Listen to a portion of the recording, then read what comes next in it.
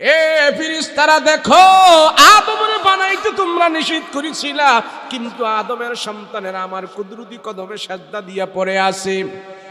আল্লাহ ডাক দিয়া কয়, ফেরেশতারা দেখো, আদমের সন্তান মাজা, কমর, ঘাড়, কাঁধ সব ভাঙ্গা সাজদা দিয়া পড়ে আছে। দেখো বান্দা আর ছোট হইতে পারে না।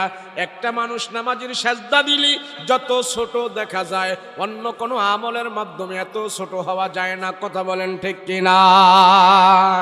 সাজদা দিলে যত বড় মানুষ হয়, যত বড় নামি দামি হয়, সাজদা দেওয়ার পর মাজা, কমর, ঘাড়, কাঁধ সব ভাঙ্গা যখন সাজদা দিয়া পড়ে থাকে, আল্লাহ ফেরেশতাদেরকে ডাক দেয়া কয়, দেখ আমার অমুক বান্দা সাজদা দিয়া পড়ে আছে, আমার দরবারে সুবহান রাব্বিয়াল আলা বলে বলে প্রশংসা করতেছে। প্রশংসা মানে বান্দা একবারে আমার দরবারে প্যাকেট হয়ে গেছে, সুডু হয়ে গেছে, এর চাইতে আরো ছোট হতে পারে না। ও ফেরেশতারা সাক্ষী থাক, বান্দারে ছোট হওয়াটা আমি আল্লাহ ওয়াদা করেছি। নামাজরত মানুষদেরকে সাজদা করতে মানুষদেরকে আমি আল্লাহ এমন ছোট হওয়াটাকে তারে জান্নাতের দরজা খুলিয়া জান্নাতের ভিতরে ঢুকায়া আমি আল্লাহ তারে বড় বানায়া দেব।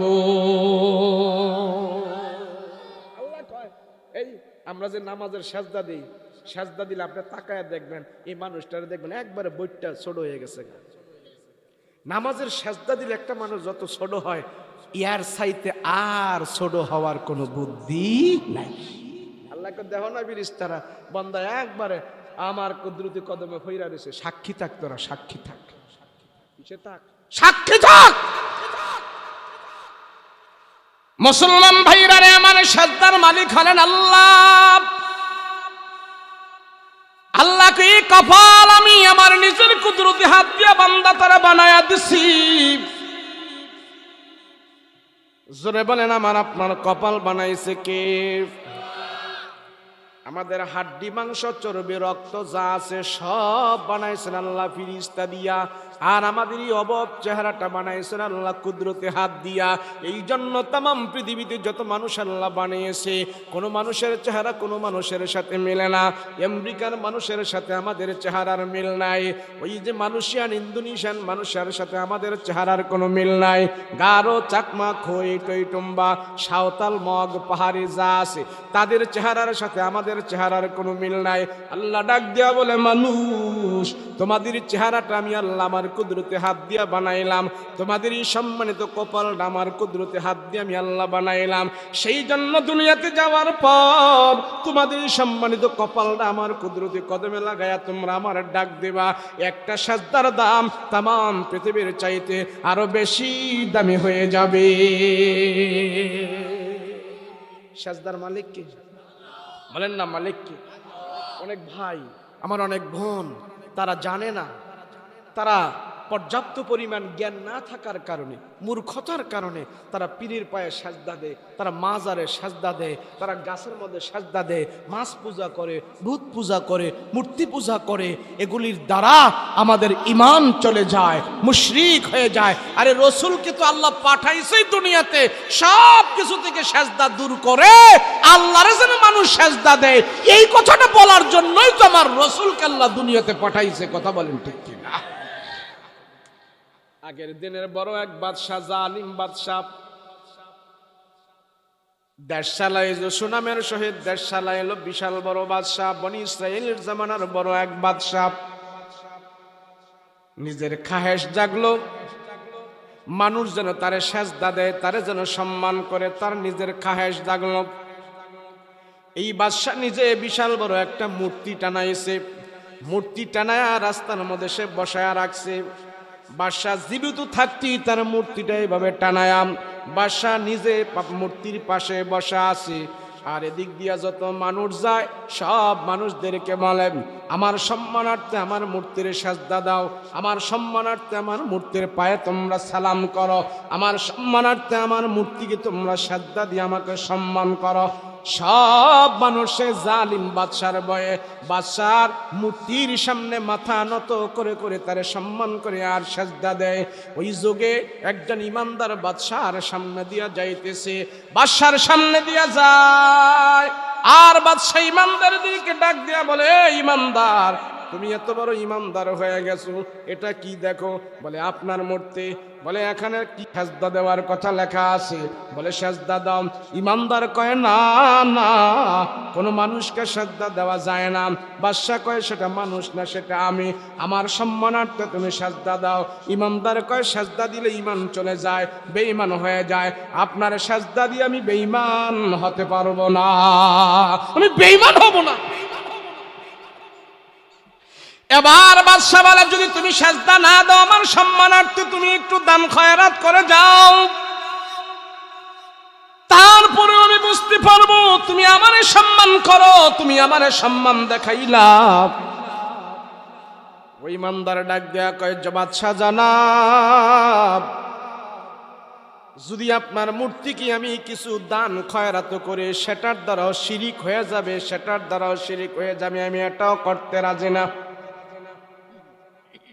এবার বাদশা কয় যদি তুমি আমার মূর্তির আমার সম্মানে কিছু দান খয়রাত নাও করো, তারপরে দেখো আমার মূর্তির মাথার উপরে কিছু মশা মাছি বসা আছে, আমার সম্মানার্থে কিছু মশা মাছি হলেও তুমি মেরে যাও। কয় না না, আমি এতটুকু শিরিকও করতে পারি না।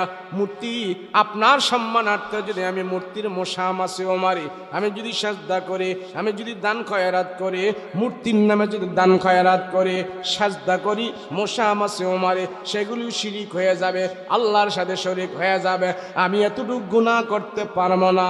এই কথা বলার পর জালিম বাদশা খাপ থেকে তরবারি বের করেছে। তুই কত বড় ইমানদার, তোরে এখন আমি দেখব, আমার এই তরবারি দিয়া তোর কল্লাটা আমি উড়াইয়া দেব, তুই এখন আমাকে সাজদা কর, আমার মূর্তির নামে সম্মান কর। ওই ইমানদার বাদশার তরবারির ভয়ে বাদশাকে সাজদা করেছে, ইমানদারকে বাদশা নিরাপদে পার করে দিয়েছে।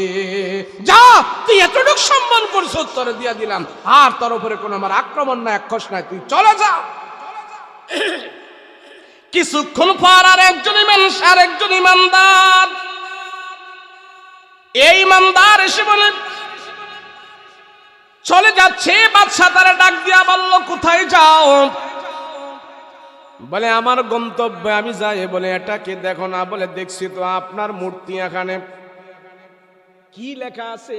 বলে আপনাকে সাজদা করার কথা বলা আছে। ওই ইমানদার কয় না বাদশাহ জনাব, সাজদা করা যাবে না, সাজদার মালিক তো আল্লাহ। এবার বাদশাহ বলে ইমানদার, আমার মূর্তির নামে যদি তুমি সাজদা না করো, কিছু দান খয়রাত করো। এবার সেই ইমানদার বলে মূর্তির নামে দান খয়রাত করা যায় না। কয় মশা মাছি হলে মারো। কয় না, তাও করা যাবে না, মশার মাছি মাথা পরিমাণ এতটুক শিরিক নিয়ে আমি আল্লাহর দরবারে হাজির হতে চাই না, আমার ঈমান আমি শিরিক থেকে মুক্ত রাখবো। খাপ থেকে তোর বাড়ি বের করে বলে এক্ষুনি তোমার কল্লাটা আমি 2 টুকরা করে দেব। ইমানদার বলে ফেলল, এ বাদশাহ, আমার ঈমানের কারণে আপনি আমার কল্লা উড়াইয়া দিতে পারেন, তবে আমি মাছির মাথা পরিমাণ শিরক করতেও রাজি না, আমার পবিত্র ঈমান নিয়ে আমার আল্লাহর দরবারে হাজির হতে চাই। এবার বাদশাহ, জালিম বাদশাহ বলে তুই কত বড় ঈমানদার, তোরে দেখে দেব, কল্লাটা একবারে উড়াইয়া দেব। কয় আমি রেডি আছি, আমার কল্লা দিয়ে দিব, আমি শহীদ হয়ে যাব, তারপরও আমার ঈমানের ভিতরে মাছির মাথা পরিমাণ শিরিক আমি মিশ্রণ করব না। দাও কল্লা ফালাই দাও।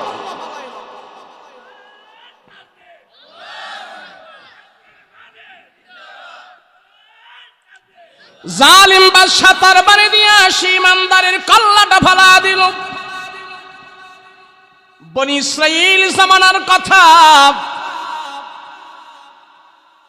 ওই জালিম যখন কল্লা উড়ে দিয়েছে, ইমানদার মাটির মধ্যে পড়ে গলা কাটা মুরগির মতো ছটফট ছটফট করতেছে, ছটফট ছটফট করতেছে।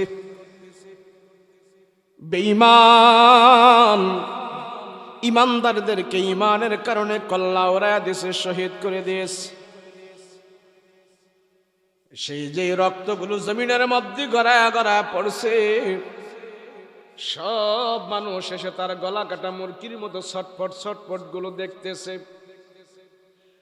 আর তার রক্তের ভিতর থেকে আওয়াজ আসতেছে, ও ইমানদার, তোমার ঈমান পবিত্র রাখার কারণে, শিরিক মিশ্রণ না করার কারণে তোমার ইমান শিরক থেকে মুক্ত রেখেছো, পিওর ইমান নিয়ে তুমি আল্লাহর দরবারে যেতেছো। ওই রক্তের ভিতর থেকে আওয়াজ আসলো, জালিম বাচ্চাকেও শোনায়া দিল, মানুষদেরকেও শোনায়া দিল, ইমান একবারে পিওর, ইমান একবারে তাজা, কোনো শিরিক মিশ্রণ করে নাই ইমানের ভিতরে। এই ইমান যখন নাকি কবরের ভিতরে রাখা হবে, আল্লাহ তাআলা শিরিক মিশ্রণ ইমান না, শিরিক যুক্ত ইমান না, একবারে শিরিক যুক্ত, শিরিক মুক্ত ইমান। শিরিক থেকে যাদের ইমানকে মুক্ত করে রেখেছে, এই ইমান যখন নাকি আল্লাহর দরবারে যাবে, এই ইমান আল্লাহর আত্মা যখন নাকি আল্লাহর কাছে যাবে, এই আত্মাটাকে আল্লাহ সবুজ পাখি বানায়া জান্নাতের ভিতরে ঘুরাইতে থাকবে। আওয়াজ শোনায় দিস মুসলমান ভাইরা আমার, হুজুরকে দৌড় দেওয়া যাবে না, একজনে গেলে আরেকজনে যাওয়া যাবে না। আমার ইমান আমার কাছে বড় দামি। এই ভারতবর্ষে একজন বিশাল বড় আল্লাহর ওলি ছিলেন, তার নাম হলো খাজা মঈনুদ্দিন চিশতি। জোরে বলেন কি নাম? জোরে বলেন কি নাম? আজকে এই সমাজের ভিতরে কিছু কিছু মানুষ আছে, খাজা মঈনুদ্দিন চিশতির নামে ডেক বসায়, গান গায়, খিচুড়ি খায়, তবলা বাজায়, হারমোনি বাজায়। বড় দুঃখ, বড় দুঃখ, বড় আফসোস, বড় আফসোস। আপনি গান গাইবেন, আপনার মন চায়, কোনো অসুবিধা নাই। আপনি বাজনা বাজাইবেন, কোনো অসুবিধা নাই। আপনি বাদ্য বাজাইবেন, আপনার গুনাহ আপনি হবে। কিন্তু একজন হক্কানি আল্লাহর ওলিকে যদি আপনি ব্ল্যাকমেল করে তার নামে বদনাম গান, আমি হুজুর কিন্তু সেখানে দাবি আছে। কেন আপনি আল্লাহর একজন হক্কানি ওলিকে আপনি কেন অপবাদ দেবেন? কারণটাকে খাজা মঈনুদ্দিন চিশতি রহমাতুল্লাহ আলাইহি এই পবিত্র কোরআনুল কারীমের 30 পারা হাফেজ ছিলেন, 5 ওয়াক্ত নামাজ পড়তেন, তাহাজ্জুদের নামাজের কোনোদিন কায়জা করতেন না। খাজা ওসমান হারুনি তার উস্তাদ ছিলেন। খাজা মঈনুদ্দিন চিশতি রহমাতুল্লাহ আলাইহি যেই লোকে তাহাজ্জুদের নামাজের কায়জা নাই, যে আল্লাহর ওলি 30 পারা কোরআন বুকের ভিতরে নিয়ে জীবন যাপন করেছে, খোদার কসম কোনোদিন উনি ঢোল তবলা বাজায় নাই। সঠিক ইতিহাস নিয়ে আসুন। আরে খাজা মঈনুদ্দিন হইল কিভাবে, এই ইতিহাসটাও এই গাদাদের জানা নাই। খাজা ওসমান হারুনি, খাজা মঈনুদ্দিন চিশতির উস্তাদের নাম হলো ওসমান হারুনির নাম কে? জোরে কান বলেন, জোরে বলেন। ওসমান হারুনি রহমাতুল্লাহ আলাইহি এই ভারতবর্ষের ভিতরে বিখ্যাত একজন বুজুর্গ ছিলেন, আল্লাহর ওলি ছিলেন। হাজার হাজার মানুষদেরকে দাওয়াত দিয়া, হিন্দুদেরকে দাওয়াত দিয়া কালেমা পড়ে পড়ে মুসলমান বানিয়েছেন। ওসমান হারুনি রহমাতুল্লাহ আলাইহি বয়স্ক হয়ে গেছে, চুল দাড়ি পেকে গেছে। উনি নিজে বুঝতে পেরেছি আমার আর দুনিয়াতে থাকার সময় নাই, আল্লাহ পাক আমাকে নিয়ে যাবে। হায় রে, ভারতবর্ষে মানুষের হাতে পায়ে ধরে ধরে আমি কালেমার দাওয়াত দিই, তাদেরকে মুসলমান বানিয়েছি। অনেক হিন্দুরা কালমা পড়ে মুসলমান হয়েছে। আমি দুনিয়াতে যাওয়ার পর আমার এই কাজটা করবে কে? মানুষদেরকে দিনের দাওয়াত দেবে কে? কে মানুষদেরকে কালেমার দাওয়াত দেবে? এমন একটা লোক তো আমার জায়গায় যদি রেখে যাইতে পারে, আমার কাজগুলো সে করবে। খাজা ওসমান হারুনের সামনে যারা থাকে, ডাইনে বামে যারা থাকে, উনি চিন্তা করে, মুরাকাবা মুশাহাদা করে, আমার ডান পাশে যিনি সব সময় থাকি তারে আমি খেলাফত দিয়ে যাব। একবার চিন্তা করার পর আবার ঘুরায় ফেলে, ওর নামে মুরাকাবা করিয়া দেখে না, এরে যদি আমি পীর সাহেব বানাই, মানুষকে আখেরাতের দিকে ডাকবে না, সে দুনিয়াতে খালি মাল কামাইব, আমারে গরু দে, আমারে মুরগা দে, আমারে ছপ দে, এগুলি পায়া পায়া সে দুনিয়া কামাইব, আখেরাতের চিন্তা করবে না। না, হেরাও দেওয়া যাইব না। নিজের জীবন তো শেষ হয়ে যাচ্ছে, আমার ভরে এই দেশে ইসলামের কাজটা করবো কি, এমন একটা ভালো লোক তো নির্ণয় করার দরকার। ডান পাশে যে থাকে তারে নিয়ে মুরাকাবা করেছে, এখন বলে না না, তারেও দেওয়া যাবে না, সে দুনিয়া কামাইবে পিরালি পায়া। বাম পাশে যে আছে সব সময় যে বসা থাকে, তার বিপরীত মুরাকাবা মুশাহাদা করে। ওসমান হারুনি সিদ্ধান্ত ঘুরিয়ে ফেলল, না, তাকেও দেওয়া যাবে না। এইভাবে মুরাকাবা মুশাহাদা করে কাউকে ইতমিনান পাচ্ছে না, কার খেলাফত দেয়া যাবে ভারতবর্ষে, কাকে নিজের জায়গায় বসায়া যাবে মানুষকে দিনের দাওয়াত দেওয়ার জন্য। ওসমান হারুনে একটা ইন্টারভিউ করব, এই ইন্টারভিউর ভিতরে যে ফার্স্ট হবে তারে আমার খেলাফত আমি দিয়ে যাব। ওসমান হারুনি খেলাফত দেওয়ার জন্য এশারের নামাজ পড়লেন। এশারের নামাজ পড়ার পর মুসল্লিদেরকে জিজ্ঞেস করলেন, এ মুসল্লিরা, তোমরা কয়জন আমার পিছনে এশারের নামাজ পড়েছো বলো। তুমি পড়েছো? বলে হ্যাঁ তুমি পড়েছো। তোমরা কয়জন?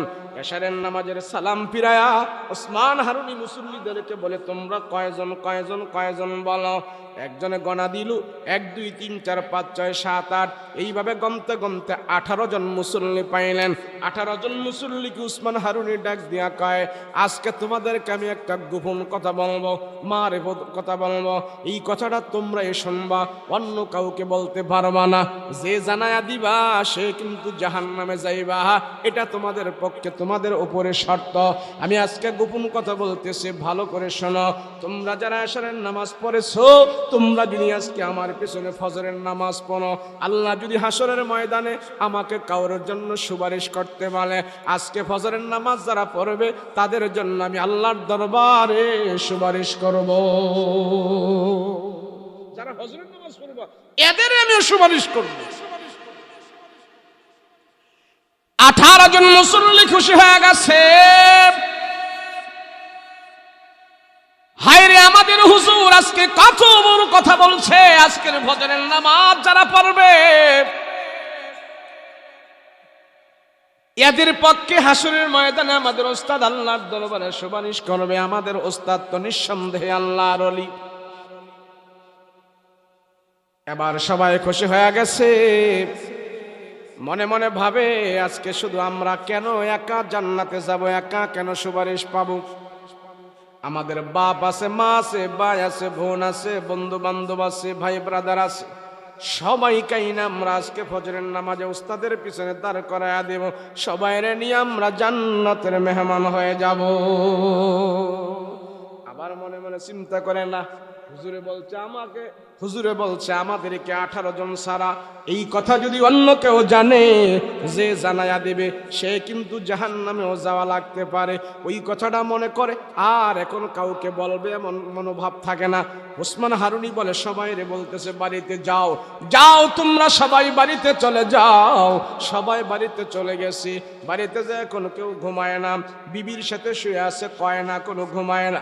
বাবা তার সন্তানের সাথে শুয়ে আছে, কিন্তু ঘুমায় না, কোনো কথাও বলে না।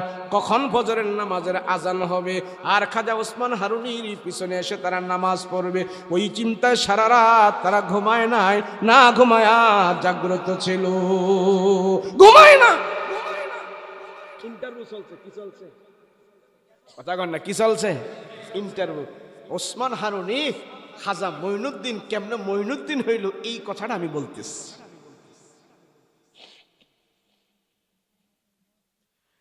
ওসমান হারুনি রাহমাতুল্লাহি আলাইহি এশারের নামাজ পড়া বাড়িতে যায় নাই, মুসল্লিদেরকে পাঠায়া দিছে, বাড়িতে যা, মসজিদে থাকবি না। সবাইরই বাড়িতে পাঠায়া আবার ওসমান হারুনি মুসাল্লার মধ্যে বসে আছে। ফজরের আজান হইল।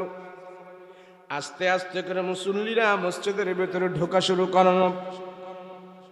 ওসমান হারুনের সামনের মুসাল্লায় দাঁড়ায় বলে, একামত দাও। পিছনে তাকায় না, বলে একামত দাও। একামত হলো। লম্বা সূরা কেরাত দিয়া নামাজ পড়াইলো। ফজরের নামাজের লম্বা সূরা কেরাত দিয়া নামাজ পড়ায়, আসসালামু আলাইকুম ওয়া রাহমাতুল্লাহ, আসসালামু আলাইকুম ওয়া রাহমাতুল্লাহ। নামাজের সালাম পিরায়া পিছনের দিকে তাকায় দেখে পুরাটা মসজিদ মুসল্লি দিয়া ভরপুর হয়ে গেছে, বারান্দা মুসল্লি দিয়া ভরপুর হয়ে গেছে, রোড ঘাট পর্যন্ত আজকে ফজরের নামাজে মুসল্লি ভরপুর হয়ে গেছে। মনে মনে খুশি, উপরে বুঝাইতেছে আমি খুশি না। ইন্টারভিউ। প্রশ্ন এক, উত্তর আরেক, তার নাম কি? ইন্টারভিউ। ওসমান হারুনি বলে, কি ব্যাপারে মুসল্লিরা এত মুসল্লি কিন ফজরে এত মুসল্লি হয় না, কারণ কি? কি ব্যাপার তোমরা আমার পিছনে এশারের নামাজ কে কে পড়লা বলো? এ তুমি পড়েছো? বলে হ্যাঁ। তুমি পড়েছো? বলে হ্যাঁ। তুমি পড়েছো? বলে হ্যাঁ। তুমি পড়েছো? বলে হ্যাঁ। কিরে কি বলছিলাম, কয় ফজরের নামাজ পড়লে আল্লাহ যদি হাসুরের ময়দানে আপনার সুপারিশ করার কথা বলে, ফাস্কের ফজরের মুসল্লিদের জন্য সুপারিশ করবেন। বলে শর্ত ছিল কি? বলে আপনার এই কথাটা যে জানায়া দিবে তার জন্য সুপারিশ হবে না, সে কিন্তু জাহান্নামে যেতে হতে পারে, কেননা সে আমানতের খেয়ানত করবে। কে রে? তুমি পড়েছো? বলে হ্যাঁ। তুমি পড়েছো? বলে হ্যাঁ। তুমি যদি এশারের নামাজ পড়ে থাকো, আর আমি যে বলেছিলাম কাউকে জানাইবা না এমন ঘোষণাটা দিয়েছিলাম, এত মানুষ কোত্থেকে আসলো আমি তো জানাই নাই, তোমরা জানাইছো কিনা? কয় না আমরা জানাই নাই। তুমি জানাইছো? কয় না। তুমি জানাইছো? কয় না। তুমি জানাইছো? কয় না। তুমি জানাইছো? কয় না। এক এক করে 17 জন মুসল্লি অস্বীকারে গেল, হুজুর গো আমরা জানাই নাই, আমরা জানাই নাই। জানায়া কি আমরা আপনার সুপারিশ থেকে বঞ্চিত হব নাকি?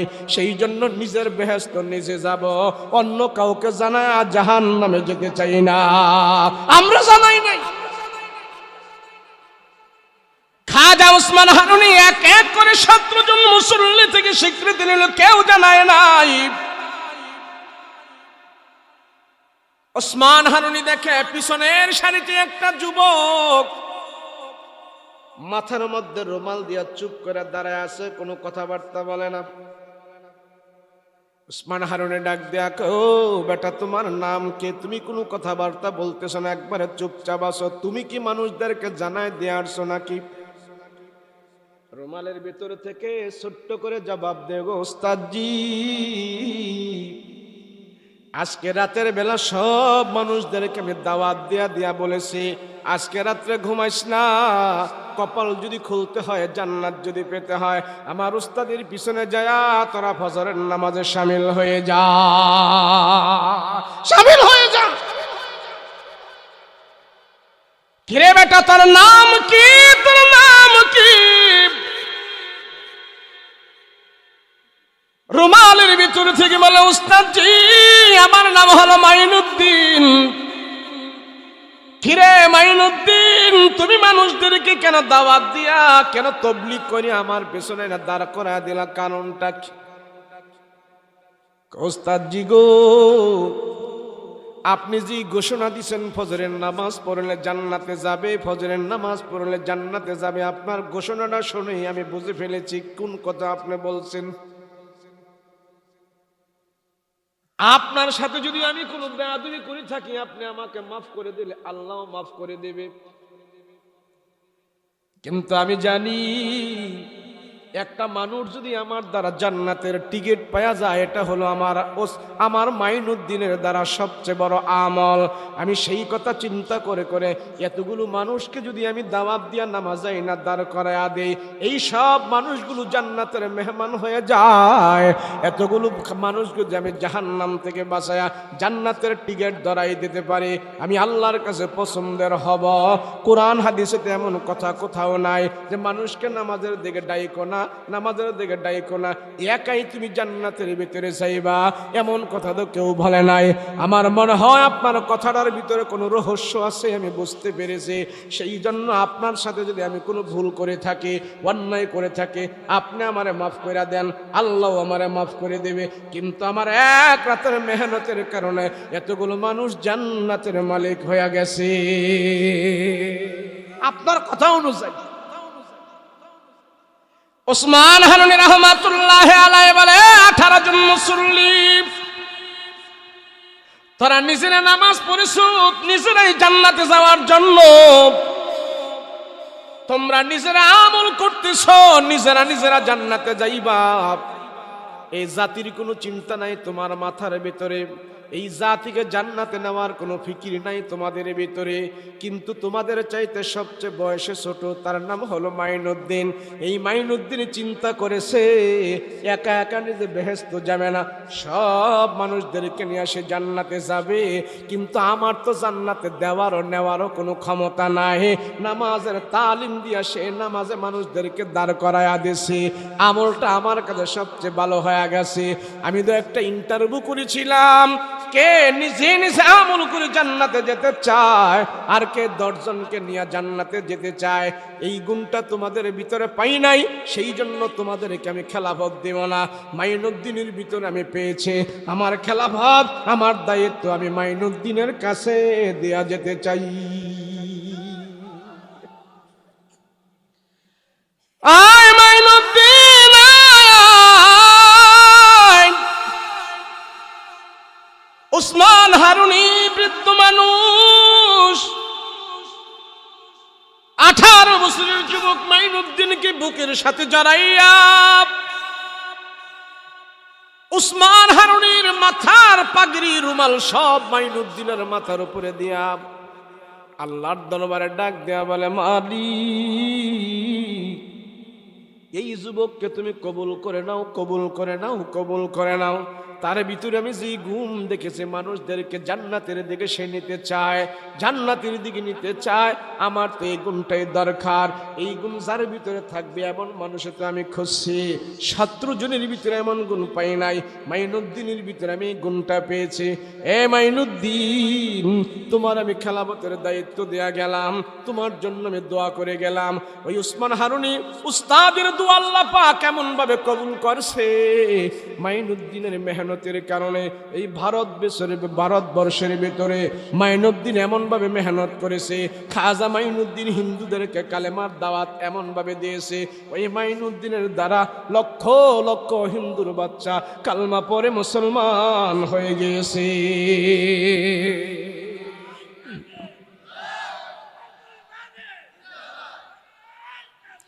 এর নাম হলো মাইনুদ্দিন।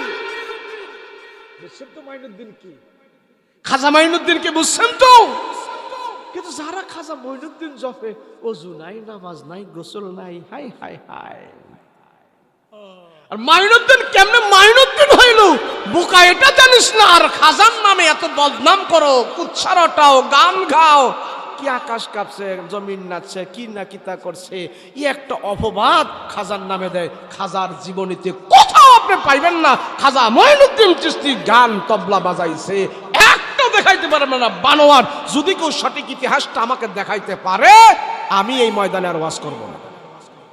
যদি কেউ দেখাইতে পারে, দিয়ে ইতিহাস নিয়ে না।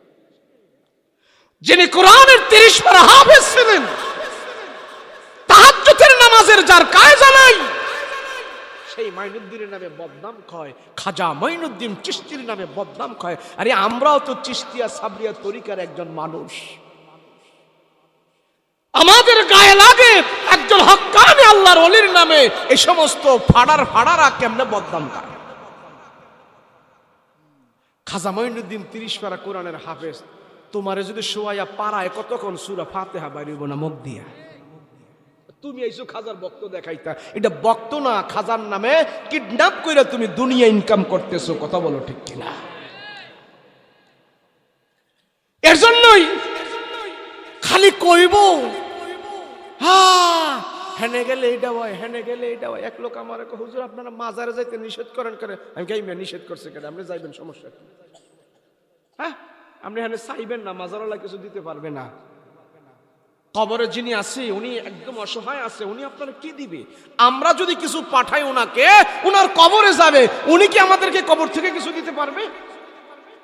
আমরা শাহজালাল চিশতি রহমাতুল্লাহ, শাহজালাল ইয়ামানের জন্য আমরা দোয়া করব, আল্লাহ ওনার কবরটাকে আপনি নূরে নূরান্বিত করে দেন।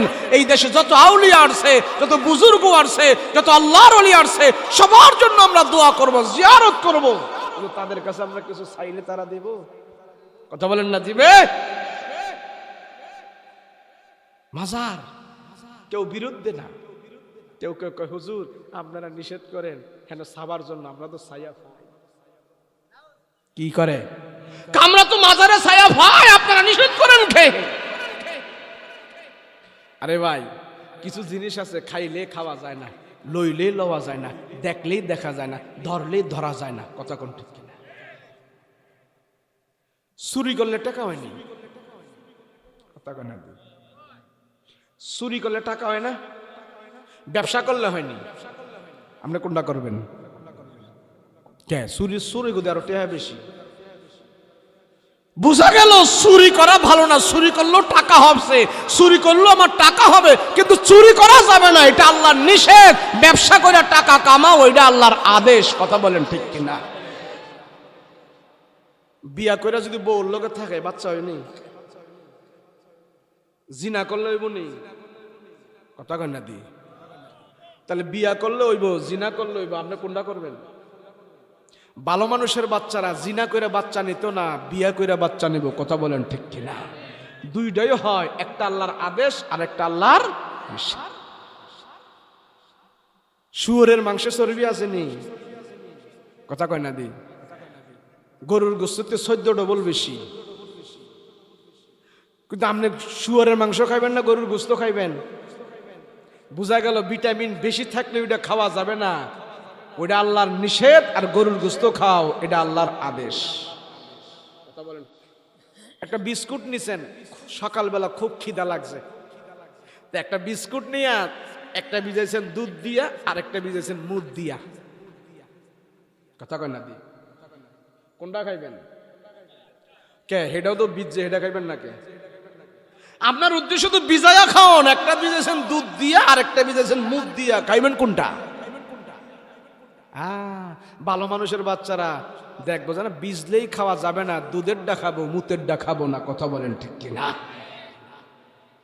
আপনি মাজারে গেল, আপনার নিয়ত ফুরা হইব, ফিরের কাছে চাইলে আল্লাহ দিব, মাজারে গিয়া চাইলে আল্লাহ দিব, দরগাত গিয়া চাইলে আল্লাহ দিব, দুর্গাত গিয়া চাইলে আল্লাহ দিব, জমিনে গিয়া চাইলে আল্লাহ দিব, মসজিদে গিয়া চাইলে আল্লাহ দিব।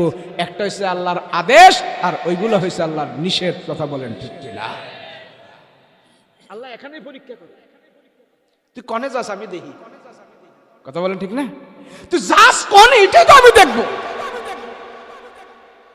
যেই মানুষ শিরিক করতে থাকে, আল্লাহর নাফরমানি করতে থাকে, সেও দুনিয়াতে আরামে চলে, কিন্তু তার আরামটা তার দিলটারে শক্ত করে দেয়। এই দিল দিয়ে কান্না হয় না, এই দিল পাষাণ হয়ে যায়। আর যে নীতির উপরে থাকে, হালালের উপরে থাকে, শিরিক মিশ্রণ করে না, তার দিলের ভিতরে আল্লাহ পাক নরমিয়তা পয়দা করে দেয়, শান্তি পয়দা করে দেয়, অল্পের ভিতরে আল্লাহ বরকত দান করে দেয়। আপনি কি আপনার দিল শক্ত করবেন না নরম করবেন? শক্ত করবেন না নরম করবেন? কেমনে? আল্লাহ পাক বলেন, কাদের দিল শক্ত আর কাদের দিল নরম তোমরা এটা নির্ণয় করতে পারবা। কার দিলের ভিতরে শিরিক ঢুকে রয়েছে আর কার দিলের ভিতরে গুনাহ নাই, গুনাহ থেকে মুক্ত আছে, এটা নির্ণয় করার তোমাদের চাবিকাঠি আমি দিছি। কি জানো?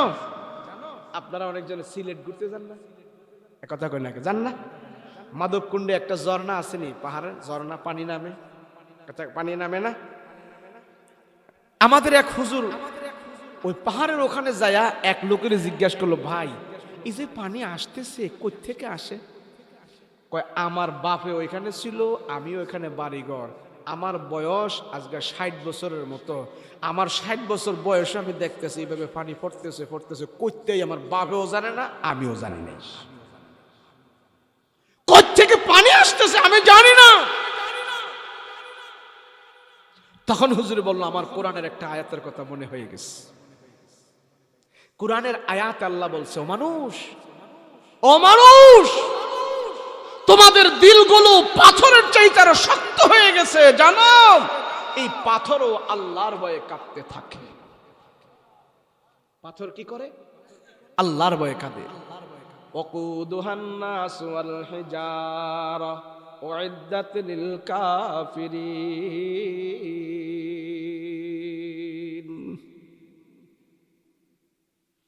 আল্লাহ পাক রব্বুল আলামিন মানুষের আচরণ দেখে আশ্চর্য হয়ে যায়। মানুষ, তুমি কি চিন্তা করো না? তুমি কি তোমার নিজের নিয়ে গবেষণা করো না? এ মানুষ, তোমার অঙ্গ প্রত্যঙ্গ গুলো তোমাকে দুনিয়াতে কেউ দেয় না, একমাত্র আমি দিছি।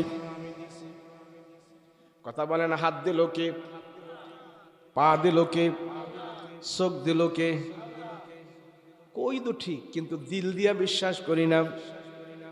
এ চুল আমার কথা শোনে না, চোখ আমার কথা শোনে না, আমার সাথে আমার চোখ আছে কিন্তু আমার কথা আমার চোখ শোনে না। এই চুল আমার মাথার ভিতরে আছে, চুল আমার কথা শুনে না। এই হাত আমার সাথে আছে, হাত আমার কথা শুনে না।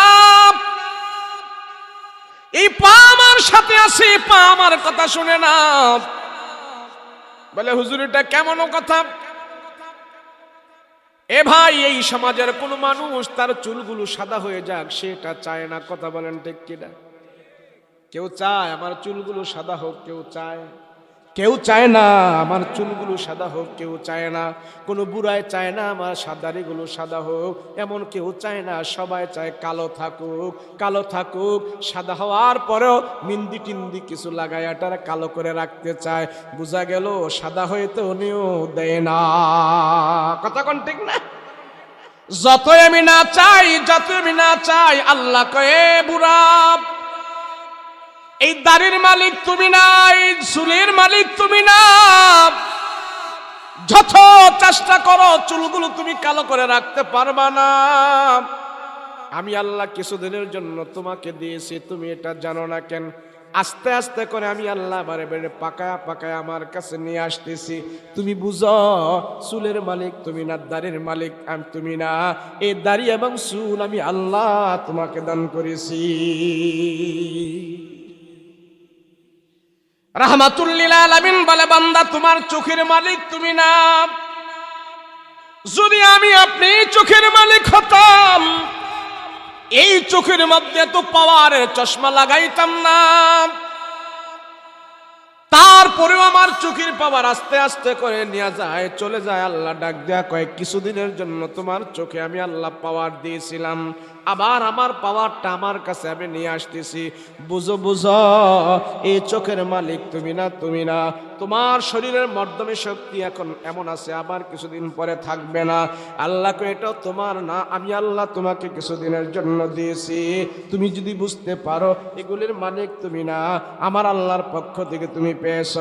যদি তুমি বুঝো, তোমার দিলটাকে নরম করে তুমি পাথরের মতো শক্ত করো না, নরম করো, নরম করো। আমার আল্লাহকে তুমি চেনো।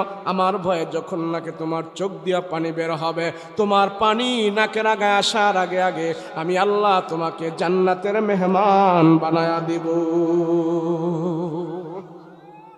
আল্লাহ ডাক দেয়া বলে, মানুষ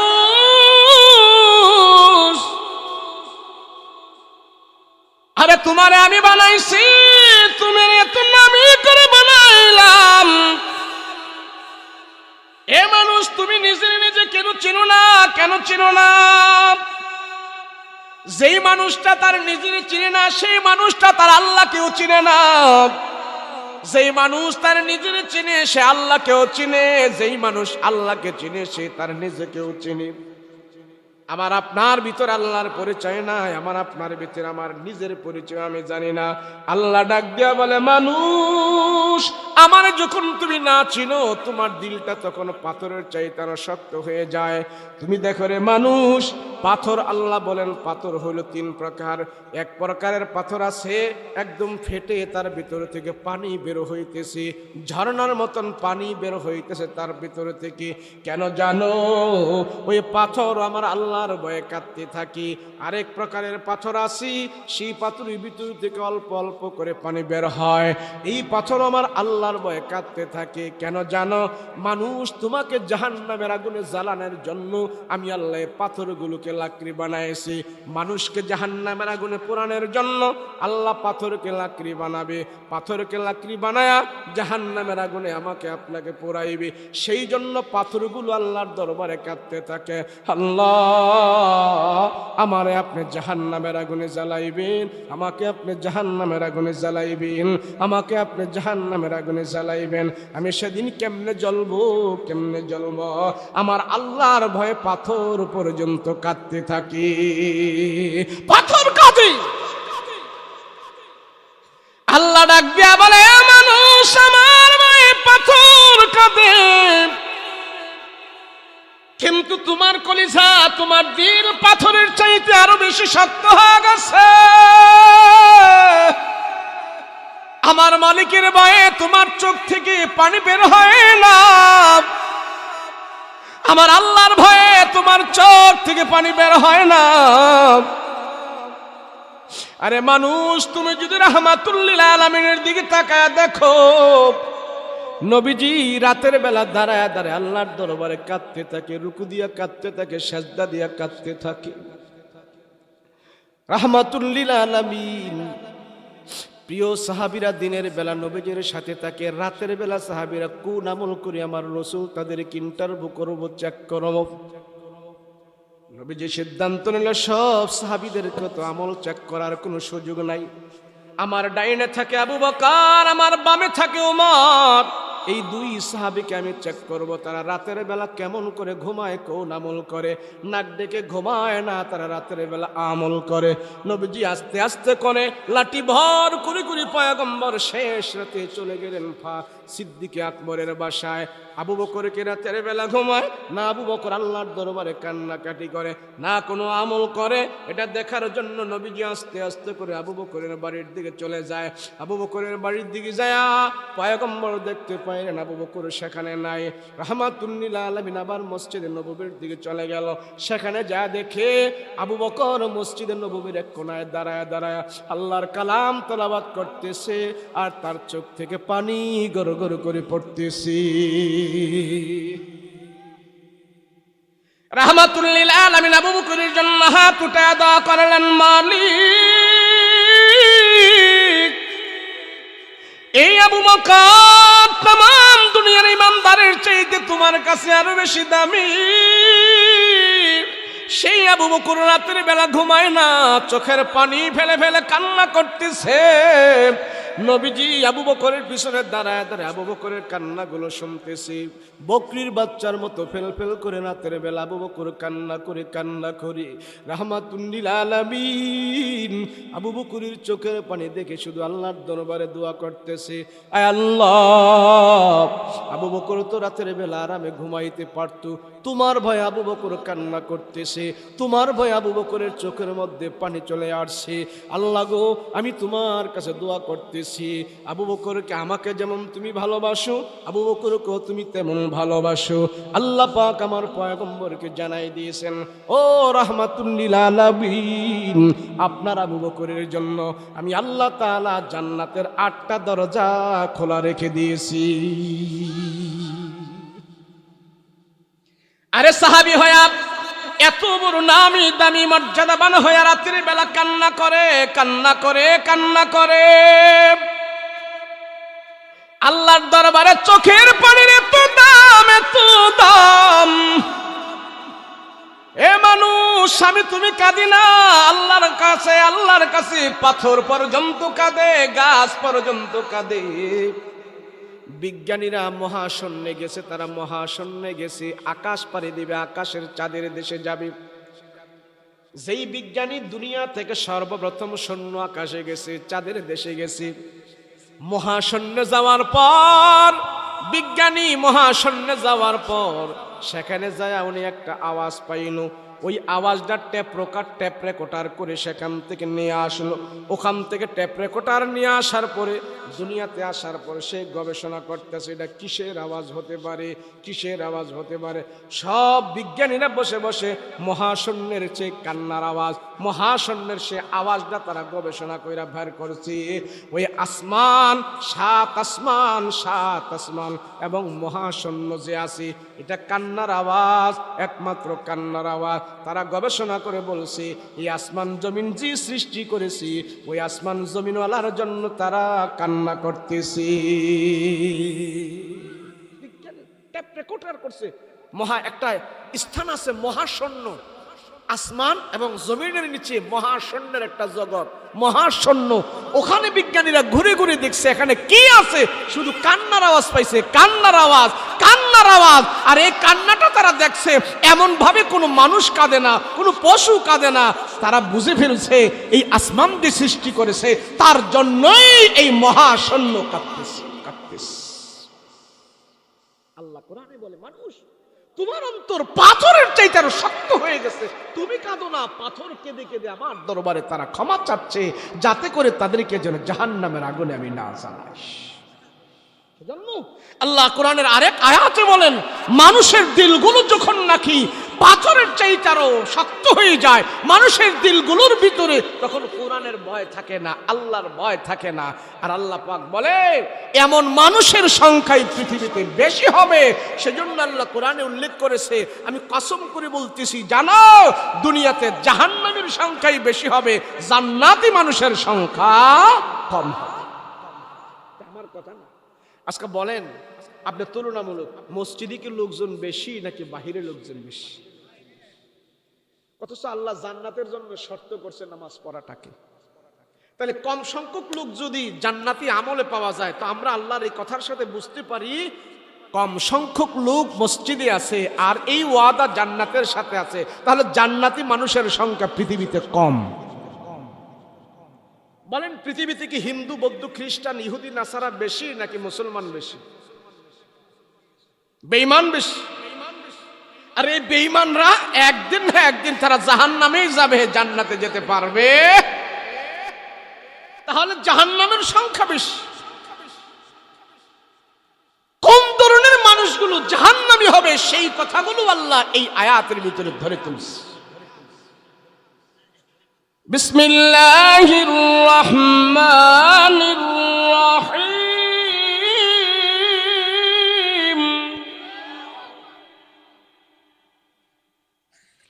ওয়ালাকাদ যারানা লিজাহান্নামা কাসীরাম মিনাল জিন্নি ওয়াল ইনস।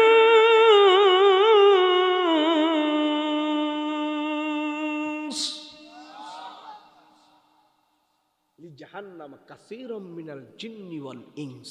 আল্লাহকে অবশ্যই অবশ্যই অবশ্যই জাহান্নামের ভিতরে যাবে, জিন এবং ইনসানের ভিতর থেকে জাহান্নামী হবে বেশি। কোন ধরনের জিন এবং ইনসানটি, এটা আল্লাহ পরে এই আয়াতের পরে আবার উল্লেখ করে। লাহুম কুলুবুন লা ইয়াফকাহুনা বিহা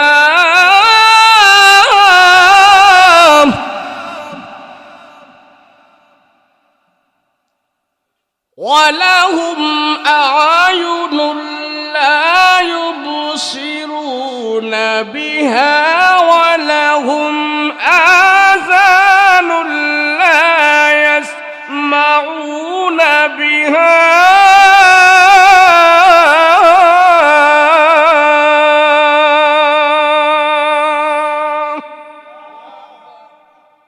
আল্লাহ বলতেছে যে মানুষগুলো জাহান্নামী হবে এদের চোখ আছে, কান আছে, দিল আছে। এই কান দিল থাকার পরেও দেখবা ফজরের আজান হইতেছে, আমি আল্লাহ কইতেছি তোকে সফলতা, তোকে কল্যাণ, তোকে যা লাগবে আমি আল্লাহ দিমু, তোরা মসজিদে আয় আমারে সাজদা দি, আমি আল্লাহ সফলতার জন্য তোদেরকে সাজদা নাজিল করেছি, তোদেরকে সাজদা দিয়েছি।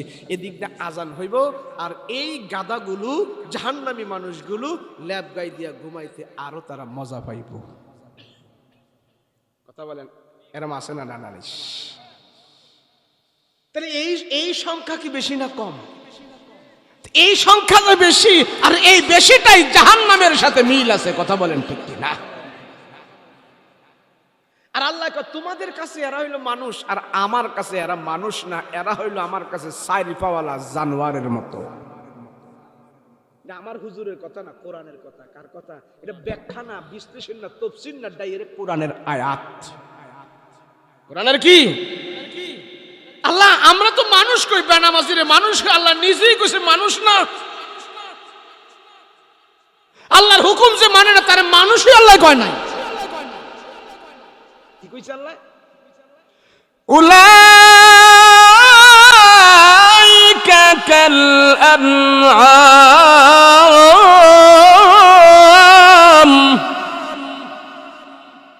এরা হইলো সাইরফাওয়ালা জানোয়ার। কয়ফাওয়ালা? সাইরফাওয়ালা জানোয়ারের মতো তারা। বাল হুম আদাল। জানোয়ারের চাইতে আরো নিকৃষ্ট তারা।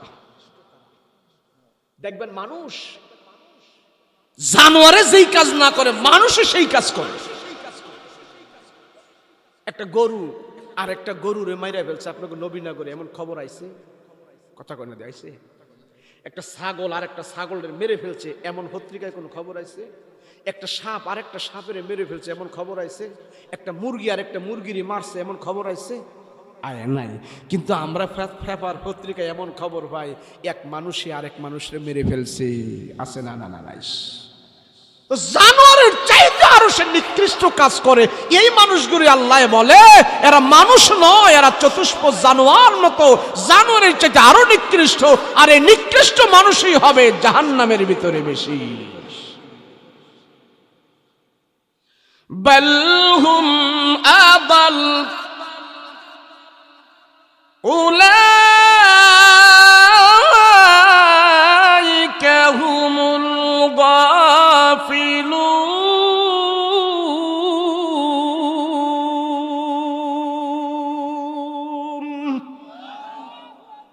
আল্লাহ কে রয়েছে গাফিল। এ মানুষটি কি? আর এই গাফিলটিরই আমি জাহান্নামে দিই। তাহলে জাহান্নামের সংখ্যা বেশি না কম? বেশি বেশি। দলে দলে জাহান্নামী কাজের ভিতরে আমি আপনি দেখি আমাদের সংখ্যা বেশি। কথা বলেন ঠিক কিনা? আমি জানি না আপনারা আমার কি মনে করেন। এখন মাঝে মাঝে দেখি ফির হুজা তো আছে, ফিরে যে খাড়ের মধ্যে ঘুমাইছে খাড়ের শুদ্ধ হুজা করে। বাইরে আফসোস লাগে। ওই জাহেলিয়াতের জমানা বর্তমানে চলতেছে। কথা বলো ঠিক কিনা?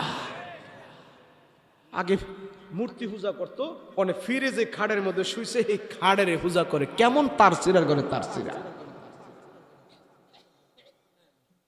আমি নাম কইলাম না, নাম কর দরকার নাই। আল্লাহ তাদেরকে হেদায়েত দান করেন। কথা বলেন ঠিক কিনা? আর এই বিষয়ে আমার মা বোনেরা খুব বেশি অগ্রগামী, বেশি অগ্রগামী। এরা মনে করে স্বামী একটা পাইছি, ইয়ারে দিয়ে কি করবো? ফির বাবার কাছে যাই, বাবার গিয়া তেল মালিশ করে, ফিরের গিয়া তেল মালিশ করে, বাবার গিয়া খেদমত করে, বাবার গিয়া গোসল করায়। স্বামীরে ভালো করে কথাও কয়ে দেখে না, স্বামীর ফায়ে দূরে কোনোদিন দেখছে না। কথা বলেন ঠিক কিনা? অথচ আল্লাহ কয় যদি মানুষ ছাড়া কাউরের সাজদা করার আমি অনুমোদন দিতাম, তাইলে নারীদের জন্য আমি অনুমোদন দিতাম তোমার স্বামীরে সাজদা করো। কারে? স্বামীরে সাজদা করো। সেজন্য আজকে কি নাই? যেই ফ্যামিলির ভিতরে দিন নাই, যেই ফ্যামিলির ভিতরে আল্লাহ রসুলের বুঝ নাই, যত সম্পদের মালিক হোক এদের কপালে শান্তিও নাই। শান্তি নাই। নারায়ণগঞ্জের এক বড় ব্যবসায়ী, তো হুজুররা জানে উনি সবচেয়ে বড় ব্যবসায়ী। তো আমাদের যিনি হুজুর উনি মসজিদের ইমাম সাহেব। তো ওই বড় লোক কোটিপতি, হ্যাঁ হুজুরের ফোন দিছে, হুজুর আপনার সাথে আমার একটু কথা আছে। এই ছেলে এই বসো, এই বসো বসো, শেষ করে দিবে, এখনই শেষ করে দিব। হুজুরের ফোন দিছে, হুজুর আপনি একটু আহেন। হুজুরে চিন্তা করতেছে আমাদের এই মহল্লার ভিতরে উনি সবচেয়ে বড় শিল্প, কিছু সামু এই সুযোগ হুজুরে বিশ্রাইতেছে। কেন আমগো হুজুরগো কাম ওই দিয়ে যারে আল্লাহ মাল টাল দিছে হেঁটতে চাই আমি এনে যদি একটা মাদ্রাসা করতে পারি তাহলে আর মালের হক একটা হক আদায় হইলো আর দিনেরও কিছু উপকার হইলো, ঠিক না? এখন এই হুজুরে খালি বাইলবারটা দিয়ে রাখছে যে কখন আমি হের কাছ থেকে মাদ্রাসার লেগে কিছু সামু। তো লোকটা এসে পড়ছে বৈশা সাইরা হুজুরের সাথে যেমন কথা জোরছে, হুজুরে খালি চাইতেছে হেদিকে নিত আর হ্যাঁ খালি কথা কইতেছে। কথা এমন কথা বলছে ওই লোকের দিল থেকে শুধু কষ্টের কথা, কষ্টের কথা, কষ্টের কথা, আহা দিয়া দিয়া খালি কষ্ট বাড়িতেছে। হুজুরকে বুঝলাম না।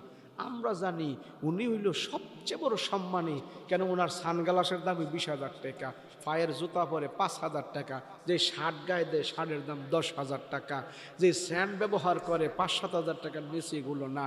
বউয়ের জন্য গাড়ি, বিবির জন্য গাড়ি, মায়ের জন্য গাড়ি, ওনার নিজের একটা গাড়ি, এই গাড়ি দিয়ে চলাফেরা করে। মসজিদের মধ্যে আমরা যা চাই তাই উনি দান করে। কিন্তু আজকে যে উনি যে কথা বলতেছি এই কথাই বোঝা যায় এই পৃথিবীতে সবচেয়ে অভাবী এবং দুঃখী মানুষ উনি। হুজুরি কয় উনার কষ্টের কথা আমি শুনতে শুনতে উনার কাছে আমি কিছু সামু হে সাওয়া ভুলে গেছি কে। আর ওনার সব বর্ণনার ডিটেলস দিলের আহাস হয় না, আমি বুঝতে পারছি হায় হায় এই বেড়ার কাছে আমি সামু কি বেড়ার দুঃখে আমি দুঃখী হইয়া আমার ভগরে যেডি আসিল হেডি দিয়াইতে তার মন চাইছিল। সমাজে বহুত মানুষ আছে এমন অভাবী, আমরা জানি সুখী, সত্যিকারে সে দুঃখী নয়, সবচেয়ে বেশি সত্যিকারে সুখী নয়, সে সবচেয়ে বড় দুঃখী। হুজুরে কয় আচ্ছা ঠিক আছে, আমরা তো জানি আপনি সুখী, কেন আপনার এই অবস্থা কেন? বলে হুজুর সমাজের সব মানুষের কাছে তো বলতে পারি না, আপনারে বলি হুজুর, দোয়া করেন আমার লাগি।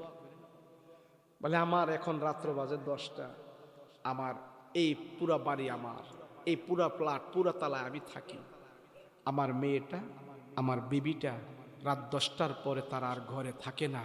মেয়ে এবং আমার বিবি তারা দুইজনে গাড়ি নিয়ে বের হয়, আবার রাতের 3টা 4টা বাজে তারা ঘরে ঢুকে। বলেন এইভাবে আমি কেমনে চলি? বলে তারা যায় কই কই কই যায় আমি জানি না, আল্লাহ জানে আর হেরা জানে। যদি আমি ঘরে বেশি প্রেশার কিট করি, না বের হইতে না যাইতে, মা এবং মেয়ে দুইজনেই আমার ভাবে এমন তারা করে আসে, মনে হয় তারা আমার মেরে ফেলবে।